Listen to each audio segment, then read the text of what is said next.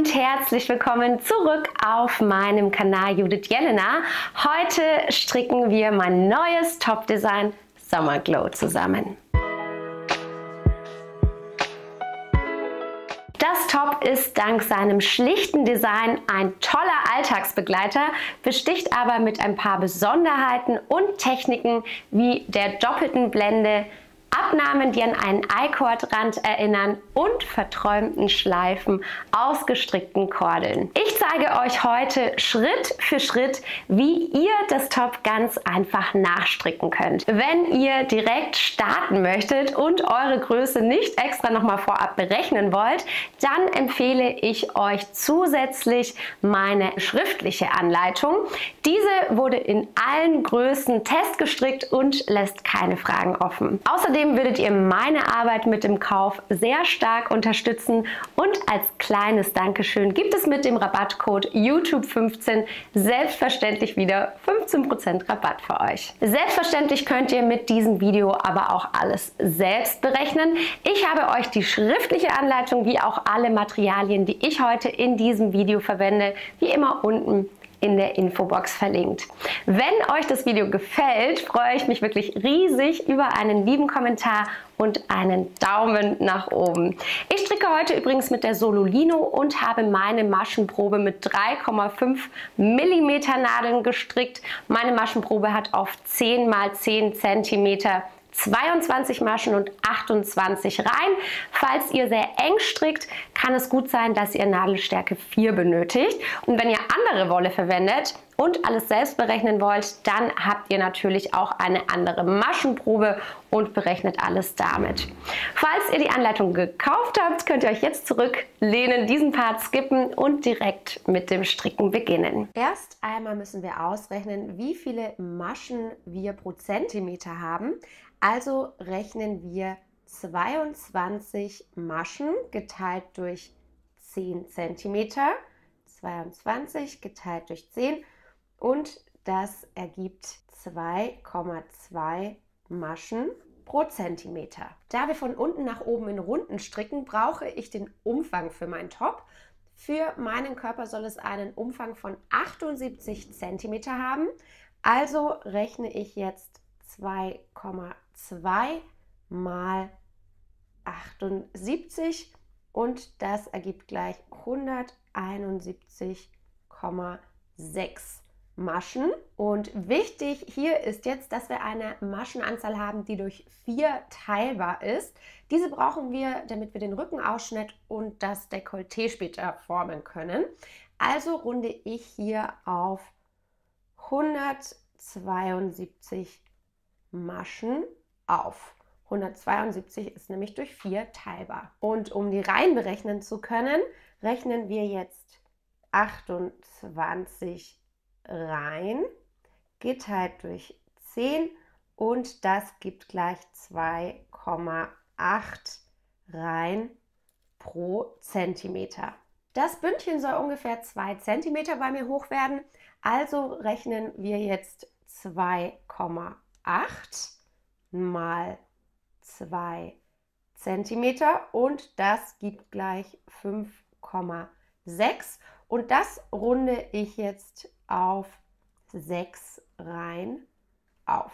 Das Bündchen wird in dieser Anleitung besonders gearbeitet, aber das zeige ich euch dann auch sowieso gleich nochmal alles ganz genau im Video. Jetzt rechnen wir noch aus, wie viele Reihen wir stricken müssen, bevor wir das Top für die Ausschnitte teilen und weiter in Hin- und Rückreihen stricken können. Ich möchte, dass mein Top ungefähr 29 cm lang ist, bevor die Ausschnitte beginnen. Also rechnen wir 2,8 mal 29 und das gibt gleich 81,2 Reihen. Und das runde ich jetzt auf 80 Reihen ab. Nun haben wir aber ja auch schon diese 6 Reihen von dem Bündchen gestrickt. Bedeutet, wir rechnen jetzt nochmal diese 80 Reihen, die wir insgesamt ja haben wollen, minus die 6 Reihen und das gibt dann 74 Reihen. Also bedeutet, ich stricke nach dem Bündchen noch 74 Reihen. Und dann müssen wir jetzt nur noch ausrechnen, wie viele Maschen wir pro Brustteil bzw. Dekolleté und Rückenausschnitt benötigen. Und dafür nehmen wir jetzt die 172 Maschen und rechnen die geteilt durch 4, weil wir 4 Einzelteile haben werden. Und in meinem Fall sind das dann 43 Maschen. Ich stricke, wie gesagt, mit der Sololino von Lana Grossa und ich verwende heute die Farbe 51. Jetzt kann ich mir also erstmal meine ausgerechnete Maschenanzahl von 172 Maschen anschlagen. Dafür nehmen wir einfach einmal die Grundstellung ein und ich nehme die Nadeln für den Anschlag immer doppelt. Dann ist es nämlich nachher ein bisschen einfacher, durch die Anschlagskante zu kommen, weil sonst ist die so ein bisschen zu fest zusammengezogen. Ich zeige einmal nochmal, wie ein Anschlag geht. Also wir machen uns hier den Faden einmal um den Daumen. Also das ist der kurze Faden sozusagen und an dem anderen Faden hier hängt mein Knäuel dran. Und dann fahre ich hier einmal unten durch mit meinen beiden Nadeln, hole den Faden und ziehe mir das hier durch und dann kann ich das loslassen. Und so habe ich eine Masche angeschlagen. Also wie gesagt, ich werde jetzt auf so Grundkenntnisse nicht mehr wirklich eingehen. Grundkenntnisse solltet ihr beherrschen. Aber ansonsten zeige ich euch natürlich alles ganz genau. Und ich schlage mir jetzt, wie gesagt, die 172 Maschen an und verbinde dann gleich zur Runde. Wie das geht, zeige ich euch. Dafür schlagen wir uns jetzt nach den 172 Maschen, die wir ausgerechnet hatten, einfach nochmal eine extra Masche an. Diese werden wir auch gleich wieder abnehmen. Jetzt können wir aber erstmal hier eine Nadel rausziehen. Könnt mal gucken, wer hier einfacher geht. Könnt auch so ein bisschen nachhelfen. Es ist ja dann doch immer so ein bisschen eng erstmal. So, und dann hebe ich mir jetzt die gerade extra gestrickte Masche, also diese, die wir zu viel gestrickt haben, einfach auf die rechte Nadel über. Bedeutet, ich steche von rechts nach links durch die Masche durch, also wie zum Linksstricken, und hebe mir die einmal hier auf die rechte Nadel. Und dann mache ich mir hier meinen Maschenmarkierer rein. Hier geht dann nämlich unsere Runde sozusagen los. Und jetzt können wir erstmal alle Maschen rechts abstricken, bis auf die letzte, die dann noch drauf ist. Die verbinden wir nämlich gleich mit der, die wir gerade abgehoben haben. Und somit haben wir dann zur Runde verbunden. Das seht ihr gleich. Jetzt habe ich hier also noch diese eine Masche übrig. Und diese Masche, die stricke ich jetzt einfach mit der eben abgehobenen, also die erste vor diesem Markierer, ganz normal rechts zusammen. Also bedeutet, Moment, ich zeige es nochmal langsam. Ich gehe durch beide Maschen gleichzeitig durch und hole den Faden und stricke sie dann einfach gemeinsam ab. Und somit habe ich jetzt nämlich zur Runde verbunden und dann können wir jetzt ganz normal weiter in Runden stricken. Je nachdem, wie hoch ihr euer Bündchen haben möchtet, so hoch stricken wir jetzt. Also ich mache es natürlich so, wie es in der Anleitung steht, und dafür stricken wir jetzt auch wieder einfach alle Maschen ganz normal rechts ab. Ich habe jetzt also 6 Reihen glatt rechts nach oben gestrickt, weil ich möchte, dass mein Bündchen so hoch sein soll. Wenn ihr das breiter haben möchtet, dann könnt ihr das natürlich noch ein bisschen höher stricken. Und damit wir jetzt hier eine schöne, scharfe Kante bekommen, stricken wir jetzt in der 7. Runde alle Maschen links ab. Also heißt in der kompletten Runde alle Maschen links abstricken. Und das seht ihr auch hier schon, bei den linken Maschen ist dann hier wie so ein Knötchen davor. Nachdem wir jetzt also eine Reihe bzw. Runde komplett aus linken Maschen gestrickt haben, geht es dann wieder ganz normal weiter mit rechten Maschen. Und damit wir wirklich ein perfektes Bündchen bekommen, machen wir jetzt eine Reihe weniger wie die Reihen, die wir davor rechts gestrickt hatten. Also wir hatten ja hier 6 Reihen gestrickt. Bedeutet, ich stricke jetzt insgesamt 5 Reihen glatt rechts, also alle Maschen rechts. Und dann können wir unser Bündchen vollenden.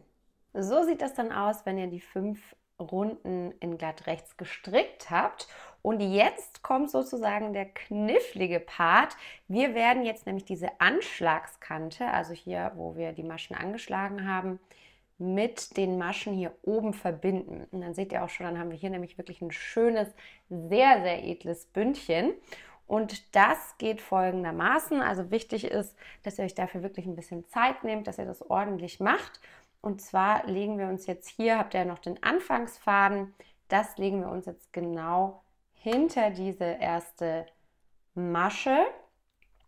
Und jetzt steche ich durch die normale Masche, die auf meiner Nadel liegt, durch und durch die erste Masche hier von meinem Anschlag. Also heißt, ich habe jetzt durch die Masche auf der Nadel und diese Masche vom Anschlag gestochen, hole mir den Faden und ziehe das jetzt durch beide hindurch. Und somit haben wir die beiden jetzt hier verbunden. Und das wiederholen wir jetzt einfach nur. Achtet darauf, dass ihr immer in die richtige Masche stecht.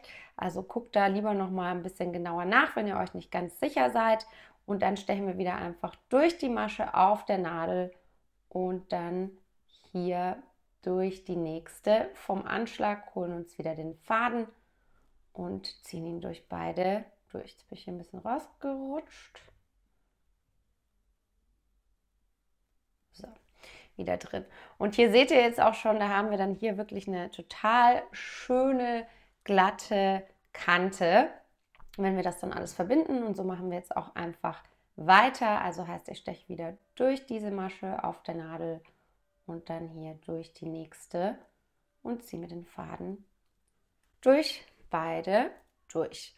Und das wiederholen wir jetzt einfach die komplette Runde, bis wir dann sozusagen unser Bündchen einmal rundherum geschlossen haben. Mein Bündchen ist fertig und ich muss sagen, ich finde es wirklich super schön, weil es einfach so edel aussieht. Falls euch das aber aus irgendwelchen Gründen doch irgendwie zu friemelig oder zu kompliziert sein sollte, dann könnt ihr natürlich auch immer einfach ein ganz normales Rechts-Links-Bündchen stricken. Aber wie gesagt, ich persönlich finde, dass es einfach sehr schön zu diesem einfachen, aber doch edlen Top passt. Und jetzt nach dem Bündchen kommt wieder ein sehr einfacher Part, und zwar stricken wir wieder einfach ganz normal alle Maschen rechts ab, also glatt nach rechts, nach oben, bis wir dann zu unserem Rückenausschnitt und zu unserem V-Ausschnitt gelangen. Ach, und vielleicht noch wichtig zu wissen, falls ihr euch jetzt fragt, wieso brauchen wir denn überhaupt unbedingt ein Bündchen? Man muss natürlich keins machen, wenn ihr aber glatt recht strickt, so wie wir das jetzt hier machen, und ihr kein Bündchen habt, dann wälzt sich das unten ganz stark ein. Also da habt ihr dann so eine Rolle unten und das sieht nicht schön aus. Also ich würde auf jeden Fall ein Bündchen empfehlen. Ich habe meinen Top jetzt ein ganzes Stück nach oben gestrickt, also wirklich einfach nur aus rechten Maschen. Das war sehr einfach und lässt sich ganz schön nebenbei machen vor einem Film oder was auch immer. Also könnt ihr wunderbar nebenbei stricken. Und jetzt habe ich die gewünschte Höhe erreicht. Also ihr müsst ungefähr so hoch stricken, bis ihr die Höhe habt, die ihr haben wollt, wo eure Achsel anfängt, weil hier machen wir jetzt unsere Ausschnitte. Da könnt ihr entweder einfach abmessen oder euch das hinhalten, oder wenn ihr nach der Anleitung strickt, dann habt ihr da das natürlich nochmal alles ganz genau beschrieben, wie weit das bei jeder Größe nach oben gehen soll. Und jetzt stricken wir, wie gesagt, die Ausschnitte und die stricken wir jetzt einzeln. Deshalb musste unsere Anfangsmaschenzahl durch 4 teilbar sein. Und ich habe ja jetzt hier die 172 Maschen angeschlagen gehabt, bedeutet, durch 4 sind das 43 Maschen, also bedeutet jedes Teil hier bei mir hat dann 43 Maschen. Und jetzt stricken wir erstmal die erste Reihe von diesen 43 Maschen. Wir werden da nämlich jetzt ganz besondere Abnahmen einarbeiten und anschließend legen wir dann die restliche Runde still, sodass wir uns dann wirklich auf diesen Teil hier konzentrieren können. Ich habe hier für euch auch schon mal so ein kleines Probestück gestrickt, damit ihr euch das besser vorstellen könnt. Also es wird natürlich ein bisschen größer, es sind jetzt keine 43 Maschen, nur dass ihr euch diese Abnahmen vorstellen könnt. Ich möchte nämlich gerne so eine wunderschöne Umrandung bei den Abnahmen haben. Und da ich immer in jeder Reihe 4 Abnahmen mache, würde das nicht ganz wie bei ganz normalen Abnahmen funktionieren, sonst wäre das nämlich nicht so schön umrandet. Aber wie wir das hinbekommen, das zeige ich euch jetzt natürlich. Ich habe mir jetzt übrigens nach diesen 43 Maschen, die ich jetzt abgezählt habe, erstmal hier so einen Maschenmarkierer reingehängt, damit ich weiß, wie weit ich stricken muss. Wenn ihr keinen Maschenmarkierer da habt, könnt ihr auch einfach ein Stückchen Wolle in einer anderen Farbe nehmen und das hier reinbinden. Das funktioniert genauso gut. Und jetzt starten wir Und vergesst auch nicht, euch den Anfangsmaschenmarkierer wieder reinzumachen, damit ihr wisst, wo ihr angefangen habt. Und jetzt stricken wir erstmal eine Randmasche, bedeutet, wir machen eine Masche ganz normal rechts, also rechts abgestrickt. Und dann nehmen wir uns zur Hilfe eine Zopfnadel. Ich habe euch auch mal noch ein paar unten in der Infobox verlinkt, falls ihr keine zu Hause habt. Die sind wirklich immer sehr, sehr hilfreich und sehr praktisch. Und jetzt stechen wir durch die nächsten beiden Maschen von rechts nach links durch. 1, 2 und legen die uns vor die Arbeit. Also heißt hier vor unsere andere Nadel. Und jetzt stechen wir, ich komme ein bisschen näher, durch diese erste Masche hier auf unserer Zopfnadel, also ganz normal wie zum Rechtstricken, und gleichzeitig auf die erste Masche von der hinteren Nadel, also von unserer normalen Nadel, auch ganz normal wie zum Rechtstricken. Und dann holen wir uns den Faden und ziehen ihn durch beide Maschen durch. Und dann können wir diese beiden Maschen fallen lassen. Also bedeutet, wir haben jetzt hier diese 2 Maschen zusammen abgestrickt. Ihr kennt es vielleicht auch noch vom Bündchen unten. Da war das ja ähnlich. Da haben wir auch immer 2 Maschen, die hintereinander lagen, zusammen abgestrickt. Und das wiederholen wir jetzt nochmal. Heißt, wir stechen wieder durch diese erste Masche hier auf unserer Zopfnadel und auf die Masche dahinter, also die beiden ersten Maschen, holen uns den Faden und stricken die zusammen ab. Und dadurch, das ist im Prinzip schon der ganze Zauber, ergibt sich dann diese tolle Abnahme, diese Doppelabnahme, die dann wirklich sehr, sehr hübsch aussieht. Und jetzt können wir alle Maschen bis auf 5 Maschen vor unserem Markierer, den wir uns gesetzt haben, rechts stricken. Jetzt haben wir also noch 5 Maschen hier übrig. Und jetzt machen wir im Prinzip wieder dasselbe wie gerade eben, nur dass wir jetzt diese Nadel hier, also wir nehmen wieder 2 Maschen auf unsere Zopfnadel und jetzt legen wir das Ganze aber hinter unsere Nadel, also hinter unsere Arbeit, also genau andersrum wie auf der rechten Seite. Bedeutet, jetzt stricken wir wieder 2 Maschen miteinander, also zusammen ab und diesmal stechen wir aber, weil ja jetzt diese Zopfnadel hinten liegt, erst durch diese Masche, also von unserer normalen Nadel und dann noch durch die auf der Zopfnadel. Und dann holen wir uns wieder den Faden und stricken diese Maschen gemeinsam ab. Die können wir dann wieder fallen lassen. Und dann haben wir jetzt ja hier nochmal 2 vorne übrig und eine hinten. Und jetzt stechen wir wieder erst durch die vordere, dann durch die hintere und stricken diese beiden Maschen zusammen ab. Dann können wir die Zopfnadel auch zur Seite legen. Und dann haben wir noch eine Randmasche übrig und die stricken wir ganz normal rechts. Und jetzt kann man schon so ein kleines bisschen erkennen, also ihr seht, hier neigt sich das dann schon hier nach links und hier neigt sich das nach rechts. Und damit das Ganze jetzt noch so ein bisschen einfacher wird, mache ich das so, dass ich mir jetzt diese restlichen Maschen, also heißt die 3×43, die ja noch hier übrig sind, die lege ich mir jetzt auf ein extra Band. Dann kann ich mich nämlich wirklich nur auf diesen Part hier konzentrieren und das geht dann nochmal so ein bisschen einfacher. Ich stricke ja wie immer hier mit meinem Nadelsystem, also wo man die Nadeln abschrauben kann und draufschrauben kann. Und da kann man eben auch solche Seile dann anstatt mit Nadeln mit solchen Stoppern versehen. Also ich liebe dieses System, verlinke ich euch natürlich auch unten in der Infobox. Ich stricke tatsächlich alles nur noch mit diesen Systemen. Und falls ihr sowas aber nicht habt, könnt ihr die anderen Maschen natürlich auch einfach auf ein ganz normales Seil legen. Also heißt einfach ein Stück Wolle und das dann eben an den Enden gut sichern, damit da nichts runterfallen kann. Und jetzt können wir einfach alle Maschen, die jetzt hier danach kommen, bis zu unserem Anfangsmarkierer hier auf dieses Seil übertragen. Ihr könnt euch natürlich auch hier noch eine Nadel drauf machen, dann geht es noch ein bisschen einfacher. Ich mache es jetzt einfach so und schiebe mir die dann alle rüber, also immer von rechts nach links einstechen, damit ihr dann keine verdrehten Maschen bekommt. Die sollen ja schön rechts bleiben. Und dann sehen wir uns gleich wieder, wenn ich am Markierer angekommen bin. Jetzt bin ich beim Markierer angekommen und dann kann ich hier einfach auch wieder einen Stopper drauf drehen. Um auf Nummer sicher zu gehen, könnt ihr den dann auch nochmal festziehen, dass sich da wirklich nichts mehr lösen kann. Und falls ihr das übrigens einfach mit einem Seil gemacht habt, könnt ihr das hier einfach zusammenbinden, damit dann nichts mehr aufgeht. So, dann brauchen wir den nicht mehr. Und jetzt haben wir also nur noch hier unsere restlichen Maschen auf unserer Nadel. Und jetzt haben wir ja gerade schon hier eine Hinreihe gestrickt und nach jeder Hinreihe, jetzt stricken wir nämlich nicht mehr in Runden, sondern in Reihen, folgt eine Rückreihe. Bedeutet, wir drehen uns die Nadel hier einmal um und schieben uns das dann hier einfach durch, damit die Nadel dann da liegt, wo unser Faden auch rauskommt. Und in der Rückreihe werden immer keine Abnahmen gestrickt. Hier werden alle Maschen jetzt ganz normal links gestrickt. Denkt daran, wenn ihr links strickt, liegt der Faden immer hier vor der Arbeit, also nicht wie beim Rechtstricken. Und dann stricken wir jetzt einfach alle links ab und dann zeige ich euch noch einmal, wie wir die Abnahmen stricken.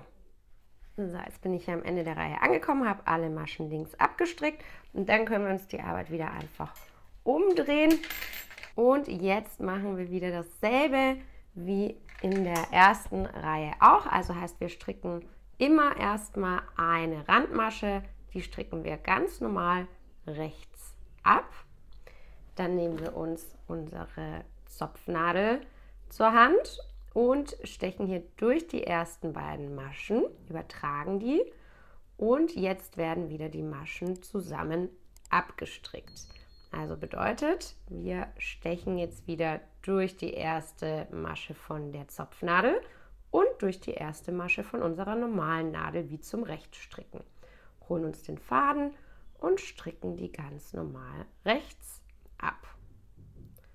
Und dann wiederholen wir das Ganze nochmal, heißt wieder durch die Masche von der Zopfnadel und durch die Masche von der normalen Nadel und wieder beide rechts abstricken. Und jetzt könnt ihr es auch schon so ein kleines bisschen besser hier erkennen. Jetzt können wir uns die Zopfnadel wieder zur Seite legen und dann stricken wir wieder alle rechts, bis noch 5 Maschen übrig sind. Wenn noch 5 Maschen dann übrig sind, dann nehmen wir wieder unsere Zopfnadel und dieses Mal muss die Zopfnadel dann hinten liegen. Wir stechen durch die ersten beiden Maschen auf der Nadel, übertragen sie auf unsere Zopfnadel und gehen hinter unsere Nadel und jetzt werden wieder die Maschen zusammen abgestrickt. Also ihr kennt das Spiel jetzt mittlerweile schon. Es ist auch ein bisschen friemelig, also es ist ein bisschen gewöhnungsbedürftig, aber ich bin mir sicher, ihr schafft das alle. So, wir stechen erst durch die Masche auf der Nadel und dann auf die Masche von der Zopfnadel, also durch die Masche natürlich. Und dann holen wir uns den Faden und stricken die beiden Maschen zusammen ab.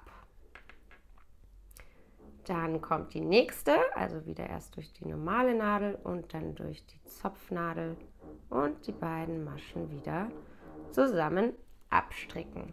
Und die letzte Masche ist wie immer eine Randmasche, bedeutet, die stricken wir ganz normal rechts ab. Und das war jetzt wirklich schon der ganze Zauber. Also bedeutet, wir machen danach wieder eine Rückreihe und in den Rückreihen wird immer ganz normal alles links gestrickt. Und auf der Vorderseite machen wir dann wieder unsere Abnahmen. Also bedeutet immer eine Randmasche, dann unsere Abnahmen, die mittleren Maschen rechts, bis noch 5 Maschen übrig sind und dann machen wir wieder unsere Abnahmen. Und das wiederholen wir jetzt einfach, bis wir nur noch ein paar Maschen am Ende übrig haben. Ich zeige euch dann gleich, wie es aussieht und wie wir dann weiter fortfahren. So sieht das erste Teil dann jetzt aus. Ich weiß, diese Abnahmen sind wirklich ein bisschen kompliziert, aber es lohnt sich, die richtig schön zu machen, weil das einfach wirklich ein tolles Ergebnis gibt. Und ich habe jetzt insgesamt noch 2, 4, 6, 7 Maschen übrig. Und im Prinzip könnte man jetzt auch damit schon das Ende machen. Wir werden nämlich gleich hier solche Kordeln noch häkeln. Allerdings fände ich ein bisschen schöner, wenn es ein paar Maschen weniger sind. Und deshalb werde ich jetzt nochmal eine Rückreihe stricken. Also heißt, ich mache jetzt hier nochmal meine linken Maschen. Und dann werde ich jetzt nochmal eine Abnahmereihe machen, aber nicht mehr so, wie wir es gerade gemacht haben, weil das würde gar nicht mehr reichen, sondern ich mache jetzt einfach hier eine rechte Masche und dann möchte ich jetzt eine überzogene Abnahme stricken. Bedeutet, ich werde jetzt in dieser Reihe keine 4 Abnahmen mehr insgesamt machen, sondern nur noch 2. Und dafür nehme ich jetzt diese nächste Masche und hebe die einmal wie zum Linksstricken ab. Dann stricke ich die nächste Masche rechts und dann nehme ich diese abgehobene Masche und hebe die über meine eben gestrickte Masche. Und somit haben wir jetzt hier eine Abnahme nur gemacht und die sich aber auch nach links neigt. Und dann stricke ich jetzt nochmal alle Maschen rechts, bis noch 3 übrig sind, in dem Fall jetzt nur eine. Und dann stricke ich die nächsten beiden Maschen hier zusammen rechts ab. Dann habe ich hier so eine nach rechts geneigte Abnahme und dann stricke ich nochmal eine rechte Masche. Und somit habe ich jetzt nur noch 5 Maschen übrig. Das finde ich für diese Kordel ein bisschen schöner. Also im Prinzip kann die Kordel auch dicker sein. Sie sollte so zwischen 4 bis 7 Maschen auf jeden Fall haben. 5 finde ich jetzt zum Beispiel aber perfekt. Und damit wir die Kordel jetzt ein bisschen einfacher stricken können, habe ich jetzt hier so kurze Nadeln, also so Strumpfstricknadeln sind das einfach in derselben Größe, also auch 3,5 mm. Und jetzt übertrage ich mir einmal hier meine Maschen einfach auf diese Nadel. Also heißt, ich steche jetzt hier von links nach rechts einfach durch und schiebe mir die dann hier einfach auf die andere Nadel rüber. Alle 5. So, dann geht das nämlich gleich ein bisschen einfacher. Und im Prinzip würde man jetzt eine Rückreihe machen. Weil wir jetzt aber eine Kordel stricken, machen wir das nicht so, sondern wir starten direkt wieder hier auf der rechten Seite.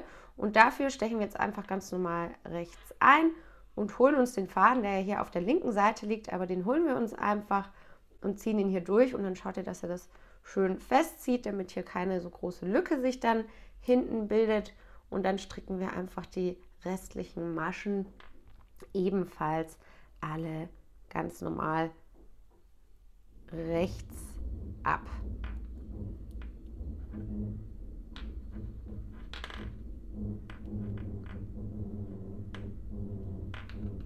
Und dasselbe wiederholen wir jetzt einfach jedes Mal. Wir schieben uns jetzt jedes Mal einfach wieder diese Maschen hier nach rechts rüber und stricken dann immer von rechts nach links die Maschen ab.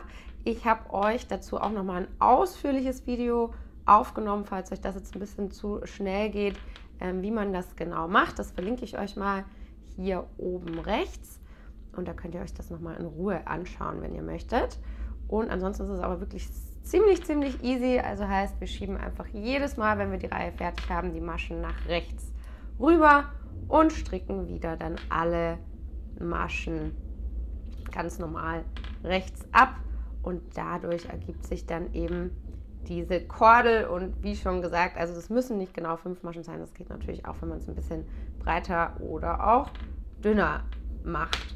Und diese Kordel stricke ich, Entschuldigung, ich habe vor kurzem mal Häkeltop gemacht, deswegen bin ich noch beim Häkeln hängen geblieben. Genau, diese Kordel häkel ich jetzt einfach so lang, wie ich sie haben möchte. Die sollte auf jeden Fall nicht so kurz sein, weil ihr müsst bedenken, dass ihr damit ja hier oben auch noch eine Schleife binden wollt. Also die sollte schon eine gewisse Länge haben und wenn ich die gleich fertig habe, dann zeige ich euch noch, wie man das perfekt abketten kann. Wenn eure Kordel dann lang genug ist, also in der Anleitung findet ihr natürlich da wie immer die genauen Daten, ansonsten macht ihr es so, wie ihr es gerne möchtet. Denkt daran, dass sich das nochmal ziemlich dehnen wird, also das wird auf jeden Fall nochmal ein bisschen länger und leiert sich noch ein bisschen aus.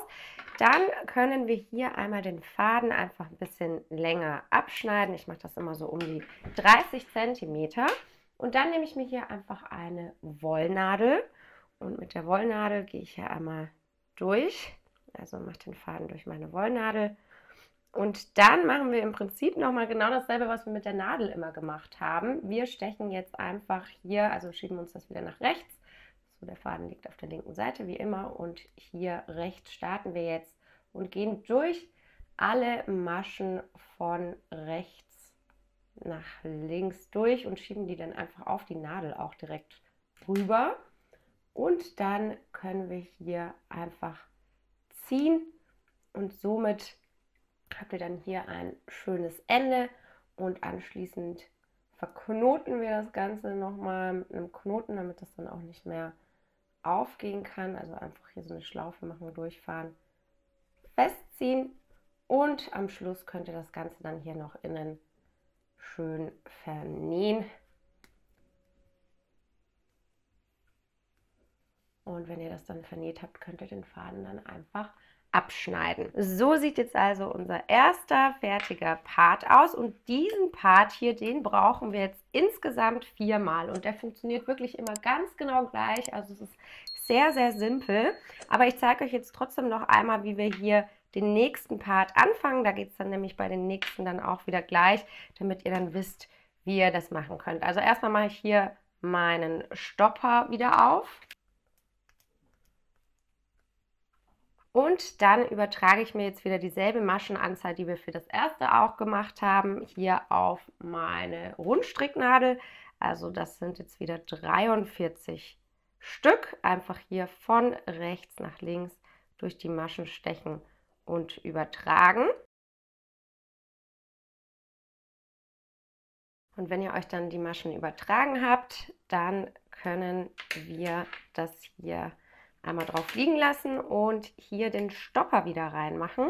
Also im Prinzip sind jetzt dann auf unserem Seil dann noch die Hälfte unserer Anfangsmaschen übrig. Seht ihr auch, wenn ihr das euch hier mal so hinlegt, dann ist das jetzt nämlich genau die Hälfte, die noch stillgelegt ist. Und jetzt machen wir hier den zweiten Brustpart bzw. Rückenausschnitt, also das ist vorne wie hinten gleich.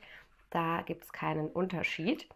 Und dann schieben wir uns die Nadel hier durch, so dass wir wieder von rechts nach links abstricken können. Dafür setzen wir uns jetzt einfach hier wieder einen Faden an und jetzt machen wir wieder genau dasselbe, was wir vorhin auch gemacht haben. Also bedeutet, wir arbeiten wieder genau die gleichen Abnahmen und natürlich starten wir auch hier erstmal wieder mit einer Randmasche. Das ist wieder eine rechte Masche. Und hier müsst ihr einfach schauen, dass euch das dann nicht rausfällt. Also lasst den Faden auf jeden Fall länger, damit ihr das am Schluss dann wirklich gut vernähen könnt. Ich habe auch schon mal ein Video gepostet, wie man Fäden richtig vernäht. Das verlinke ich euch auch mal noch, aber das machen wir natürlich erst ganz am Schluss. Und jetzt kommen wirklich wieder genau dieselben Abnahmen. Also bedeutet, ich nehme mir wieder meine Zopfnadel zur Hand. Ups. Ja, hier ist es natürlich jetzt ein bisschen flutschig, also gut aufpassen, dass da nichts rausfällt. Und dann machen wir wieder die 2 Maschen auf die Zopfnadel und legen uns dann die 2 Maschen vor die anderen 2 Maschen, die wir jetzt zusammen dann abstricken werden. Also heißt wieder eine von der Zopfnadel, eine von der normalen Nadel und dann durch beide durchgehen. Und das machen wir nochmal, also wieder von der Zopfnadel, von der normalen Nadel und zusammen abstricken. Und somit haben wir jetzt wieder unsere ersten 2 Maschen abgenommen. Und da wir ja immer in jeder Abnahmereihe, also in jeder Hinreihe immer 4 abnehmen, stricken wir jetzt wieder, bis wir hier am Ende noch 5 Maschen übrig haben. Und dann machen wir wieder die anderen Abnahmen. Ich zeige es noch einmal, falls ihr es nicht mehr ganz genau wisst. Also wir stricken jetzt wieder alle Maschen bis zu unseren Abnahmen rechts. Und dann können wir wieder unsere Zopfnadel nehmen, 2 Maschen auf die Zopfnadel und das Ganze machen wir dann hinter die Arbeit und dann stricken wir wieder die Maschen zusammen ab. Also einmal hier von der normalen, von der Zopfnadel. Ich weiß, es ist wirklich ein bisschen knifflig, aber ich bin mir sicher, ihr schafft das und ihr werdet euch danach dann so freuen, wenn ihr dann das schöne Ergebnis habt. Und das gleiche machen wir nochmal. Und dann am Ende wieder eine, ups, so, jetzt sieht es besser, am Ende wieder eine Randmasche. Und jetzt passiert wirklich genau dasselbe, wie ihr am Anfang auch gemacht habt. Heißt, wir drehen das Ganze um, machen wieder eine Rückreihe aus nur linken Maschen und dann arbeiten wir unsere Abnahmen wirklich ganz genauso wie hier. Also wenn ihr es nicht mehr genau wisst, dann spult gerne nochmal zurück. Und wenn ihr dann das zweite Teil hier fertig habt, dann geht es wieder genauso weiter, wie ich es gerade erklärt habe. Bedeutet, wir machen dann hier weiter mit den nächsten 43 und am Ende noch die letzten 43. Und wenn wir gleich alles haben, dann sehen wir uns wieder. So sieht das fertige Top nun aus. Wie gesagt, es wurden alle 4 Teile gleich gestrickt. Also ihr habt auch hinten nochmal so einen schönen Rückenausschnitt und auch diese I-Cord erinnernden Abnahmen sind einfach wirklich nur ein Traum. Das Top Summer Glow ist wirklich das perfekte Lieblingsstück für diesen Sommer. Ich hoffe, dass euch das Video gefallen hat und ihr am Ende ein genauso schönes, verspieltes Top wie ich habt. Und wenn das der Fall ist, dann freue ich mich wirklich riesengroß, groß über einen Daumen nach oben und wenn ihr meinen Kanal abonniert. Markiert mich übrigens auch sehr gerne immer auf den sozialen Medien mit den Hashtags Judith Jelena und Top Summer Glow, damit ich eure Werke sehen kann.